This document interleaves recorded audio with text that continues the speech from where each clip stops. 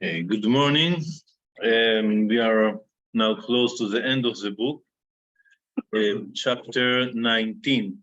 Still, like I said, it looks a little bit boring, all these chapters, because they're speaking about places that we don't know, just a list of towns and place and there's a border, where the border pass exactly between the different tribes. So it looks a little bit boring, but under the superficie, how do you say, I mean, in the background, there are some interesting stories. Beneath the surface, right? Okay, anyway, so in this chapter 19, we are going to see the Nachala, inherited, the place where lived, the rest of the tribes that left. And I will try to say some more about some of them, not all of them. So the first one is שבט שמעון. ויצא הגורל השני לשמעון, למטה בני שמעון למשפחותם, ויהי נחלתם בתוך נחלת בני יהודה. The second lot fell to Shimon. The portion of the tribe of the Shimonim by their clans lay inside the portion of the Yehuda. So this is something unusual. It's not an independent tribe. For some reason, Shimon is inside Yehuda. You can see here in the map that Shimon and Yehuda are written together. So maybe all the green, more or less, is Yehuda. No, even more. It's until here is Yehuda. And inside Yehuda, in the zone of where is today Beersheba, and also then Beersheba is one of the ancient cities, it's some places for Shimon. So the question is, why doesn't Shimon have his own independent land? And then it says the portion comprised Beersheba or Sheva. It doesn't say or, it says and Sheva, Beersheba vesheva, and Molada. חצר שועל, בלה ועצם ואל תולד ובתול וחורמה וצקלג ובית המרכבות וחצר סוסה ובית לבאות ושרוכן ערים 13 וחצריהן. So they are divided for several parts. The first part is 13 cities. And then he give another part which is called and En, Ain, and Rimon, Etzer, Ve'ashan, 4 towns with the villages, so it's another part. And then he says together with all the villages in the vicinity of those towns, down to Baal's Be'er and Ramat Negev. That was the portion of the tribe of the Shimonim by their clans. And then it says again, repeat, the portion of Bnei Shimon was part of the territory of Bnei Yehuda. Since the share of Bnei Yehuda was larger than they needed, the Shimonim, the Bnei Shimon, received a portion inside the portion. So again, if it was too much for Yehuda, so just give it to Shimon. We said that the parts were according to the amount of the people of each tribe. So again, it's something that it's not logical here. And another point that is interesting, it's related to the first one, all the other tribes, it describes the border, where the border pass, right? You saw, if you remember, we saw in the other tribes that we already seen, Binyamin, Ephraim, Menashe, Yehuda, all of them, the borders are written in specific way. So to understand what's happened with Bnei Shimon, and why are they so related to Shevet Yehuda, we have to go back in the Bible, to the stories of the Bible. So the first I would mention, I will start in the end of Sefer Bereshit, Parashat Vayechi, where Yaakov blessed his son. So blessing is a little bit aggressive word in this context, because it wasn't blessing. It was actually criticizing them, at least some of them. So Yaakov starts according to the order of the tribe, start with Yehuda. The last word of Yaakov to Yehuda, he was criticizing him for something bad that he did. And after that, he spoke about Shimon and Levi. And he mentioned 2 of their things, of the big things, since the tribe of Yehuda, and after that, it was really blessing. But the 3 first tribes, Reuven, Shimon, and Levi, were criticized by Yaakov. And what was the critics of Shimon the Levi? Well, pity that I didn't wrote the English version. I will just.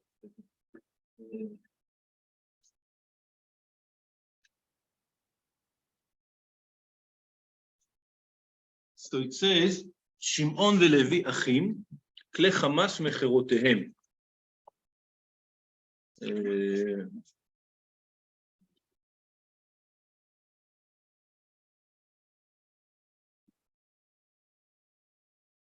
Shimon and Levi are comrades, or here it's translated as were brethren, or in simple English, brothers. They were brothers. Is it a good thing or a bad thing? It's a good thing. They are very related. All of them are brothers. 12 tribes are brothers, but Shimon and Levi were very close brothers. Like almost we would say like one. But this brotherhood, this solidarity between Shimon and Levi had bad results. They used the power, the union, to do bad things. Which was them? Their weaponry is a stolen craft. Into their conspiracy may my soul not enter, with their congregation do not join. Oh, my honor, for in their rage they murdered people, and at their whim they hamstrung an ox.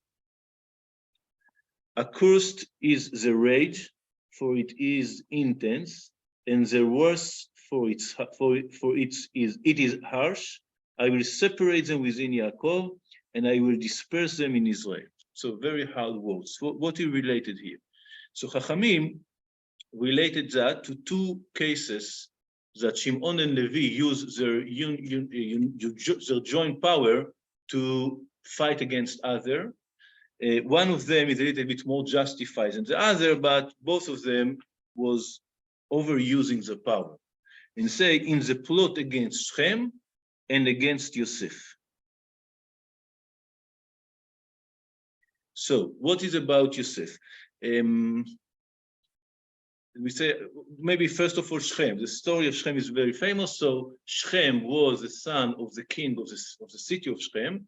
He caught Dinah, the sister of the daughter of Yaakov and Leah, and he raped her and he captured her in the house. He didn't let her go away. And then they were very angry, but they came to speak with Yaakov. Shem came to speak with Yaakov. I want to marry this girl. And Shimon and Levi told him, you should first do Brit Milah. All of the town should do Brit Milah. And all of the town did Brit Milah. And then after Brit Milah, for old people, grown-up people, they become sick usually. And in the third day, when they were sick, Shimon and Levi came and killed the whole city. So was it justified or not? Hard question. First of all, not everybody raped Dinah, only the king, but everybody protected him. So it's like a war. In a war, you fight against a nation. You don't ask every person if he is agree with the king or not agree with the king. It's a national. But Yaakov is angry about them. And there are two kinds of arguments against Shimon and Levi. The first kind of argument says, you kill many people that shouldn't have been killed, maybe. The second argument says, you started a war that we can lose. Because, okay, we are only one family and all the town is here. So maybe you trust God, but you shouldn't trust God. You should do things that you can protect yourself. You can't say, I trust God, I will go to a war against the United States. It's not a good idea, right? So you have to work in a logical way. It's not, again, the trust in God doesn't mean you can be crazy. You must be logical and rational and manage the politics in the right way. So you cannot just go and kill the whole city if you're one family. And then all the cities around us are going to attack us. And then they have to move. So there are two kinds of arguments. In this case, the ethical argument, you shouldn't have killed all these people. You shouldn't find other solution. And let's say the rational argument. You shouldn't do things so crazy. Anyway, this way or that way, the Mefarshim are speaking about it. It's not very clear what was if they were right or weren't right. Anyway, in the end of his life, Yaakov Avinu didn't forget, and he mentions that. You were the one who, you are very dangerous. You are not rational, you are very dangerous. and your rage is cursed. Chachamim says he cursed not them, he cursed their rage, their anger, not themselves. Anyway, that first story. The second story is about Yosef. What about Yosef? Well, we know the story. The brothers sold Yosef, but all of them, not only Shimon and Levi. So there is interesting point. When Yosef is coming, approaching, I think we mentioned that before. When Yosef approaching to the brothers and they see him from far away, it says, "Vayomru ish el achiv," they said, a person to his brother, let's kill him. So who are these two persons? Ish el achiv, the person and his brother. It's not says who is it. Later, we're going to see that Reuven wanted to save him. Reuven didn't want to do anything to Yaakov, to Yosef. And Yehuda wanted to sell him. That was so who left that can be this Ish el Achiv, the two people that wanted to kill him. So that was here it's Rashi explained. Scripture states, and they said one to another, literally one to his brother, "Come now, therefore, and let us slay him." Now, who were these? Should you say Reuven or Yehuda was one of them? But they were not consenting parties to slaying him. Like we said, Reuven wanted to save him, Yehuda wanted to sell him. Should you say they were the sons of the handmaids, Dan, Naphtali, Gad, or Asher? Their hatred of Joseph was not so perfect a hatred that they would wish to kill him, for it says, with the lad he used to be with the sons of Bilhah and with the sons of Zilpah, etc. In the beginning of the parasha, of Parashat Vayeshev, it says that Yosef was with the brothers of, with the sons of Bilhah and Zilpah. So the sons of Bilhah and Zilpah weren't against Yosef. There was some kind with him, right? So it couldn't be them that would want to kill him.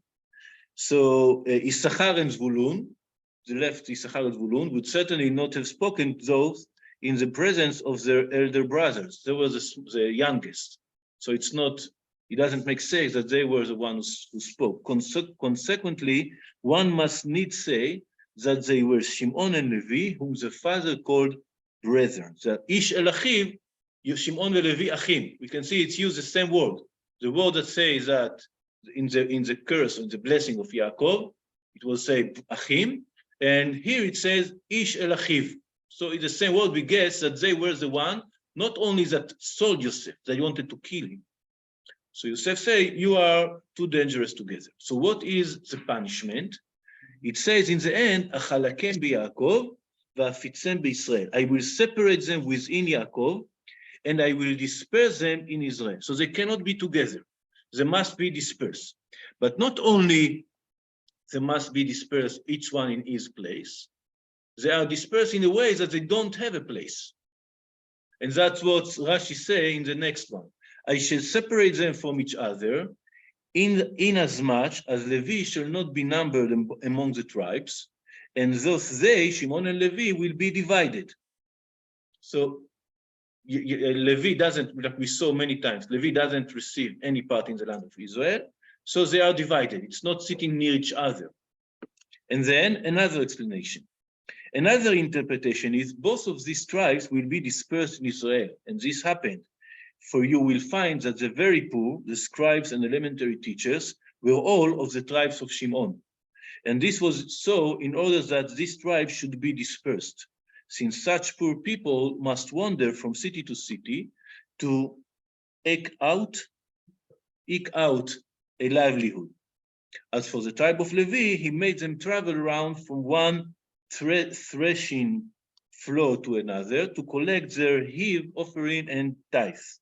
Thus he caused them also to be scattered, but it is in a more respectable manner.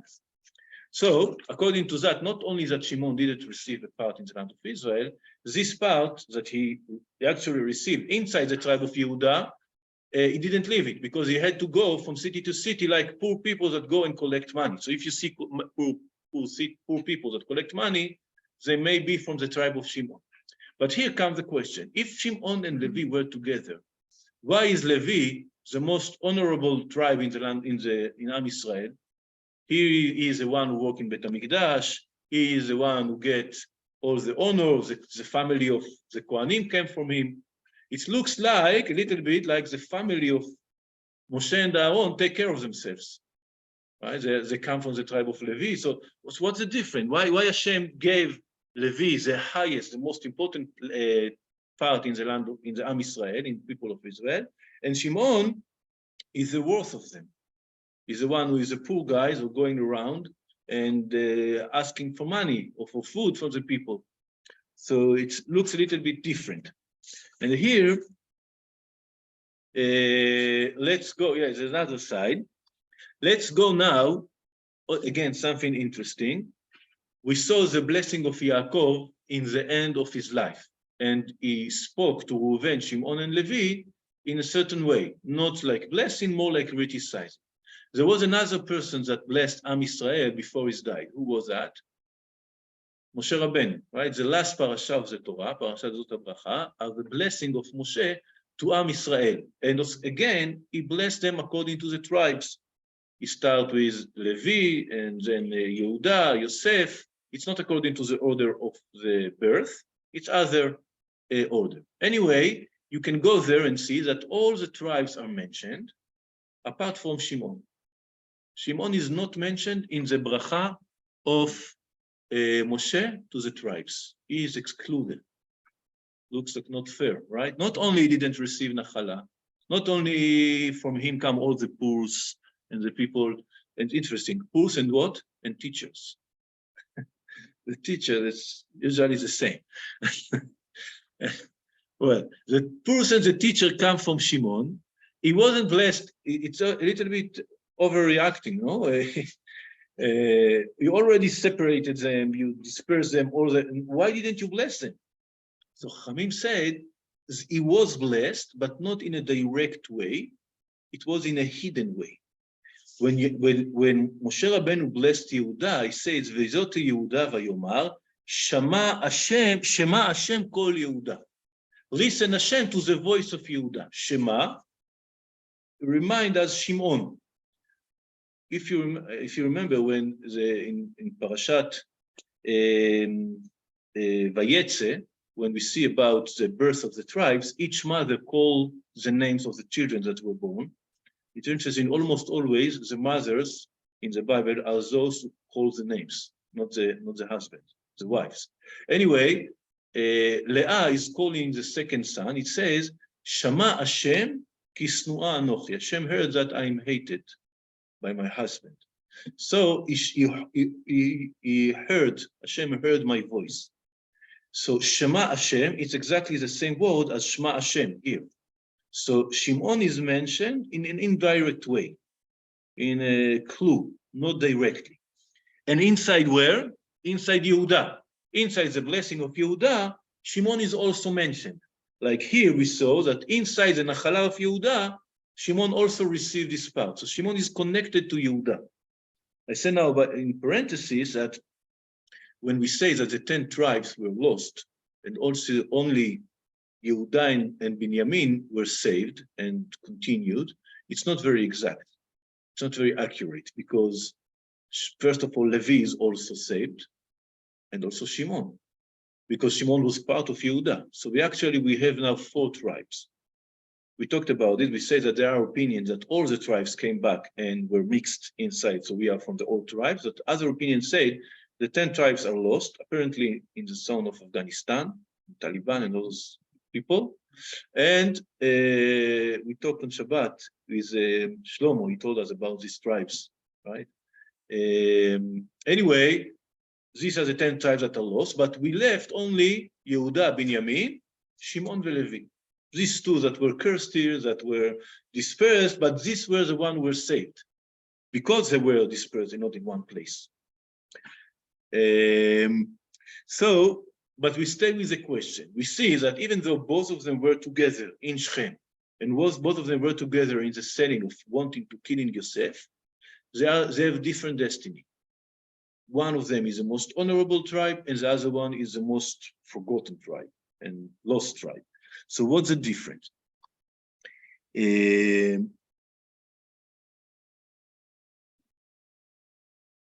Okay, so I will return now to the ברכה of Yaakov, it says, כי באפם הרגו איש, no, excuse me, here, I would continue here. Let's see the Midrash or Rashi about that. So, it says, another explanation, that's what we say right now. Shama Hashem kol Yehuda, hear, O Lord, the voice of Yehuda. Here in Yehuda blessing, he alluded to Shimon. Shimon blessing was included in that of Yehuda. And indeed, when they divided the land of Israel among the tribes, Shimon took his portion from amongst Yehuda lot. As it is said, out of the allotment of the children of Yehuda was the inheritance of the children of Shimon. And why did he not assign to him a separate blessing? Because he had something in his heart against him, on account of what he had done at Shittim. Thus, is it written in the Agadah of the Psalms, Midrash Tehillim. So here we have another story that we have to remember, another story about the tribe of Shimon, the story of the Shittim. What is a Shittim? If you remember the story that we saw in the end of Sefer Bamidbar about the daughters of Midian. In the daughters of Midian, well, after Balak and Bilam wanted to curse Israel, they couldn't. So Bilam said, we have another solution. Let's send our daughters to seduce the Jews, and then our daughters will convince them to make idolatry, and then their God going to be angry with them, and then we can defeat them. That was the advice of Bilam, who worked quite well. He sent the daughters, and there was a plague against the Jews. 24,000 people has died, but who was the one who led that? We had this sense that one of the heads of the families of Shimon, Zimri ben Salu, he took the daughter of the king of Midian in front of Moshe Rabbeinu and all the people, and took her to the tent. And there was one person, Pinchas ben Elazar, who was from what tribe? Levi, right? And he killed him. So here's the separation between Shimon and Levi. So it also makes you think, when they were jealous for their sister, jealousy, it's a very dangerous thing. Like we said, Yaakov was very angry about them because they were so jealous and so extreme in their reactions. A jealousy, like I said, it's a very dangerous, but it's a lot of potential. It means it's important to you. It's very important to you. And you are ready to go to fight to achieve it, and to sacrifice everything for that, to risk your life in order to achieve that. So jealousy is something that is good in some point, in some aspect, and it's bad from other aspects. And you should be very careful when you use it. Only very, very extreme cases that are allowed. For example, the action of Pinchas is also action of jealousy. And Chachamim said it's not something that it's allowed to do normally. In a very certain conditions, it can be made. To kill people without a judgment, without a sentence, without going to the court, without trying bringing witnesses, without hearing him. You can't kill people just because you're angry about them. Even if you think they did bad thing, you cannot go and kill people. So Pinchas didn't do something that is allowed according to the halacha. In these certain circumstances, and again, I won't enter now the details, Chachamim said it was allowed. And Hashem, to confirm that, he blessed Pinchas. He had to confirm that because there was complaining a bit against him. Am Yisrael was against the action of Pinchas, or at least part of Am Yisrael said, how can you do that? You cannot kill people because you think they did something bad. Okay, anyway, jealousy is a bad thing, and it should be used very carefully in a very certain circumstances. And now we ask ourselves, the action of Shimon and Levi to defend the system, what is from pure jealousy or from the bad jealousy? We are not sure. Let's see what's happened in the history. And then we see that Shimon wasn't so much against going out with Goyot. Right? It wasn't something that he himself, I mean, one of his tribe at least, was a leader of that, of going with the daughter of Midian. And from the other side, the tribe of Levi was it's the same line. He was against that. So we can see that Shimon and Levi, both of them together is a disaster. We have to separate them. Each one of them for separate, it also has too much power.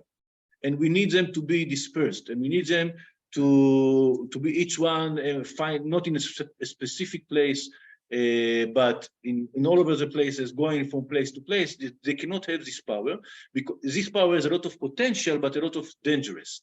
So the tribe of Levi will use this power in a positive way. After that, received it in an honorable way. The tribe of Shimon received it in a less respectful way, right? But both of them had to diminish this power of jealousy and try to learn how to use it in the right way. So Shimon here, for example, he under the authority of Bnei Yehuda, the tribe of Yehuda, who is the leader, who is one who can find the solutions, compromise. We saw that again in the case of Shimon, of Yosef and the tribes. He is the leader, he is the king. Under his, how do you say, chasut, under his protection, when you have someone who is responsible for the other. How do you say? There's a word for that. No, don't know. Person? Yeah, you are responsible for the other. What? Guardianship. Guardianship. Okay, under the guardianship of Yehuda, Shimon can also receive part in the land of Israel. And this is a challenge of Shimon, but finally he is in Be'er Sheva. Now, Be'er Sheva, we don't use to treat it as a very nice, very important place. Well, today the city is also not very, I mean, I was there last time many years ago, but it wasn't the nicest city in Israel. It's like in the end, in the south, a lot of sun and sand and desert, but it is one of the most important cities in our history. Over there were born Yaakov and Esav were born there. It was one of the cities that the forefathers lived. I mean, our Avot lived in this city. Be'er Sheva is a place of the Shvuah. Shvuah is a vow. Well, it has a lot of importance in the history of Am Israel, and it's considered as the southern border. Even though you can see that the border is much, much more south, right? But it was like the border of where the settlements. Later in the Sefer Shoftim, we will say when the Tanakh wants to describe the land of Israel, he says Midan ve'ad Be'er Sheva. From Dan, who is in the north here, ve'ad Be'er Sheva. All Am Israel, Midan ve'ad Be'er Sheva. So it's like the end. We can say that the end, the edges, is always have to deal with the difficulties. From the outside, from the inside, we're going to see that also about the tribe of Dan. Those who are in the edge is the more challenges. Sometimes when you have big challenges, you fail. You have failures in how do you deal with these challenges, but it doesn't mean you are not important for us. Okay, when we know that we are good, we are perfect, when we could fix everything until the edges. When the Kedusha, the holiness of Jerusalem, arrived until Be'er Sheva and included inside the land of Israel, so we are okay until Be'er Sheva in the south or Dan in the north. We're going to see also the struggling of the tribe of Dan, almost the same struggling. And the struggling is usually in the connection with the outsiders, who are those who are not Am Israel. How do we deal with the other nations? This is the biggest challenge. If we are only closed in our yeshiva, we can be very tzaddikim. We can be righteous, but what's happened when I have to work with non-Jews? What's happened when I have to deal in the global politics? How do I deal with other cultures, with other beliefs, with other faiths, with idolatry? So this is a big challenge. And the big challenge is in the edges. In the heart, in Jerusalem, we have the power of Yehuda, the power of David, the power of the Kohanim. In the edges, we have to deal with the problems. And this is also related to the tribe of Dan, that we are going to mention now after that. Okay, so this is about the tribe of Shimon.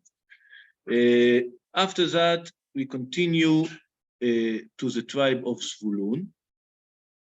We'll see just a short comment. I won't speak all about that. First of all, let's read the verses. And the third lot emerged for the Bnei Zvulun by their clans. The boundary of the portion starting at Sarid, the boundary ascends westward to Marla, touching the Beshet and touching the Vadi alongside Yokneam. And it also ran from Sarid along the eastern side where the sun rises, past the territory of Kislot Tavor, and on the Dovrat, and ascended to Yafia. All these places today are villages in the land of Israel, in the zone of Afula. Like we saw after that. Tavor, we have Kfar Tavor, I don't know if you've heard about that. Dovrat, it's a kibbutz near there. Yafia is Arab village, also in this zone. From there, it ran back to the east towards the sunrise, to Gat Hefer, to Etz Katzin, Ita Katzin, and on to Rimon, where it carved at Tunea.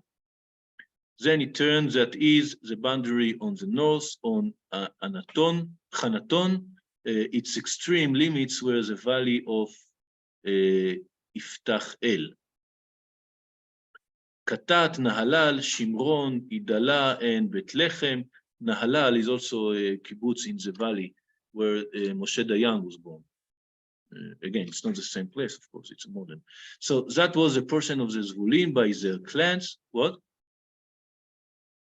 In where? No. Moshe Dayan? No. He was born in kibbutz, Nahalal. Kibbutz or Moshe, I don't remember. Yeah, over there. That was a portion of the Bnei Zvulun by the clans, those towns with the villages. After Zvulun, we have Issachar. I will read them together. The fourth lot fell to Issachar, the Bnei Issachar by the clan. The territory comprised Israela, Ksulot ושונם, חפריים, שיעון והנחרת, והרבית, וקישיון ואבץ, ורמת, ועין גנים, ועין חדה, ובית פצץ. The boundary touched Tavor. Again, we saw Tavor in Zvulun. This is so the border is between Issachar and Zvulun goes in Tavor, Ar Tavor. You know Ar Tavor, where is it? I mean, you've been there? When you go to Israel, it's a very nice place to visit. It's near my house. Tavor, Shachtzima, and Bet Shemesh, and the boundary ran to the Yarden, 60 towns with villages. That was a portion of the tribe of Bnei Issachar, by the clans, the towns with the villages. So let's see for a second in the map. So we are talking now, we are going to the north, but not the far north. And it doesn't say here Zvulun. Oh yeah, it says. So Zvulun, you can see it's come from the sea, from the Mediterranean Sea to the east, until almost Yam Kinneret, according to this, but I don't remember it's arrived so far. And you can see here Mount Tavor. And this is Issachar. The land of, I don't think it's correct that it arrived until Yam Kinneret. It doesn't say here. I mean, the Gvul, the border of Zvulun is not until the Sea of Galilee. It's before that. It's around Tavor. Okay, anyway, Mount Tavor is here. And Issachar is basically in the valley of Emek Israel. If you remember, I saw that in the map, it doesn't show here the mountains and the valleys, but we explained several times that the middle of the land of Israel is a mountain. This mountain breaks a little bit after Afula, and there is a big valley between Haifa and the Yarden. All this, it's a valley. And then again, the mountains, right? So it's like mountain, valley, mountains. And this valley, it's called Emek Israel. It's one of the most fertile places in the land of Israel because it's a valley. I don't know if you know if it goes in the valley, all the water comes down from the mountains, takes the land with it. So the land in the valley is always the most fertile. So it's a very good place here to be. It's a very economical, I mean, what? The water of what? Wineries. I'm not sure. Wineries, there's different kinds of wine, but some of the wines need mountains. The grapes need mountains. So there is also, I don't know exactly, but exactly where, I don't understand what of that. Anyway, it's a very good land. And also it has access to the sea. And so based on that, there is a famous midrash that speaks about Issachar and Zvulun, who were mentioned together. Again, we are going back to the blessing of Moshe Rabbeinu. And it says that there was an agreement between Issachar and Zvulun. The agreement was that Zvulun, who was good in business, he was a good seller, he would work. He is near the sea, near the Mifratz Haifa, the Gulf of Haifa, I just say, the Gulf here. That it's good for boats, if there's access of boats, so he would be the one who would do the business with the outside, the international business. And Issachar, it's mentioned in other places that from Issachar were all the heads of Sanhedrin, and the wise, and the sages from Israel came from Issachar. So the agreement was that Zvulun will make the business, will make the money, and he will pay to Issachar, and Issachar will learn Torah. So the agreement that is part is learning, and the other part is studying Torah. So this is like source of conflict about, I mean, a little bit of what's happening now in Israel, but generally, is it okay that we will have people that only learn and people that only work? And some arguments say, yeah, so we have the people who work and the people who learn, and it's okay that it's like that. So, and they based on that, we can see that Am Yisrael dedicate Zvulun to make money and Issachar to learn Torah. So it's a good agreement. So we have two comments about that. First of all, like I said before, it's quite clear that Issachar also worked because he received maybe the best part to agriculture in Israel. He received the Emek Israel, so it doesn't make any sense that he will receive the best part only to learn Torah. It's apparently he also worked. And second, I would say that this agreement was agreement. Both sides agreed. So this can work. And this is a lot of writing about it in the halachic answers, etc., about when two people agree. Let's say I have a friend. I had a friend that once offered that to me. I didn't do that, but he said, I will work and I will give you money and you learn Torah. Between two people, it's okay. It's a great, everybody agree. I mean, I agree that you learn and I will get your Olam Haba a little bit. You give me part of your Olam Haba and I will work and I will give you money and that we can do that together. It's work together. For example, it's very famous that Rambam and his brother did this kind of agreement. The brother of Rambam was named Rabbi David. Rambam was Rabbi Moshe. And his brother, his name was David. And he was a big, big businessman. He had a lot of boats, you know, having a boat today is also something, but in the old times, it was something, really rich people had boats, and he had international business, and he paid Rambam money, and Rambam only learned Torah. Until it was a tragedy. One time he was in the sea in the boat, and the boat drowned, and his brother died. And then Rambam he didn't have this agreement anymore. And he started to work as a doctor of the king of Egypt. The Caesar, I don't know how to say, the Sheikh, the leader of Egypt. So Rambam complained, he wrote, I can't sleep. I mean, I have to go to the king and they are bothering me with the nonsense, every little headache or every, I don't know, finger hurt. They are coming to me and wasting my time. And when I come home, all the poor people come to me also to ask for advice because he was a very good doctor. And then I try to learn a little bit of Torah and to write his book. He wrote his big book for 20 years, the book of Halachot of Rambam. And then I go to sleep 1 or 2 hours and I have to get up again and go to the palace, to the nonsense of the king and his family. So it's very hard to learn Torah really seriously. I mean, Rambam, even though he did so much and he learned so much and he could do everything, he was something very special. That's why he's Rambam, right? But usually it's very hard to arrive to high level of Torah if you have to work. It doesn't go together. It doesn't work together. So it's logical when rich people can support people who are going to learn Torah in order to maintain the spiritual part, the cultural part of Am Yisrael. This is a good thing. But this agreement cannot be, not totally, can be enforced on people. You cannot say, I will take taxes from you and I hold the yeshivot. Right? You can, I mean, like you do for university, for example.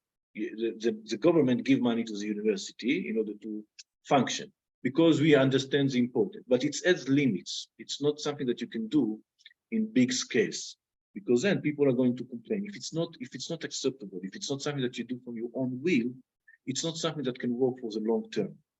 So in the long term, we should find a way where people can dedicate many years to Torah in some kind of this Issachar and Zvulun agreement. When you are, you find people that it's important for them, they want to support people who learn Torah, and then they can give part of their master ksafim, whatever, to those and to hold the yeshivot. But doing that only based on taxes and government, this is what's one of the reasons of the problem that we have nowadays in Israel, is a disagreement, is of the conflict between the Orthodox and the not Orthodox parts. So anyway, this is about Issachar and Zvulun. We will learn more about Issachar. It's another aspect, B'ezrat Hashem, in chapter 5 of Sefer Shoftim. When we are the next book is Shoftim, there's something interesting about Issachar over there also. Okay, well, let's just try. About Asher, I don't have anything to say. I just read it, and we continue next week, B'ezrat Hashem, with the tribe of Dan, which is also an interesting story. The fifth lot fell to the tribe of the Asherim by the clans.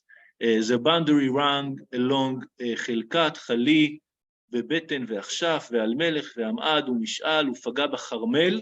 כרמל is near חיפה, here. הימה ובשיחור לבנת, ושב מזרח השמש בית דגון. So it also ran along the east side to בית דגון and touched Zvulun, also with Zvulun, and the valley of Yiftachel to the north, as also Bet Emek and Neiel. Then it ran Kabul on the north, Evron, Rehov, Hamon, and Kana up to Great Sidon. So it arrived in the north until Sidon. Sidon is in Lebanon, and it wasn't, he couldn't take it, like we will see. Anyway, the boundary turned to Ramah and on to the fortified city of Tyre. So it should be. Then the boundary turned to Osa, and it turned on westward to Mehebel. I don't know, I don't see the Hebrew words here. ושב הגבול חוסה, ויוצא וימה מחבל אכזיבה. אכזיב, you know where is אכזיב? Many times you go there in Israel, in the north, near Nahariya. Anyway, Uma, Afek, and Rehov, 22 towns with the villages. That was the portion of the tribe of Asher by the clans, those towns with the villages. We also have Naphtali. Well, okay, we leave that for the next time. Anyway, Asher, as you can see, is in the far north, near the sea also. This is the tribe of Asher. Okay. That's it. Boker Tov. Any questions? No. No? Okay. Thank you, Rabbi.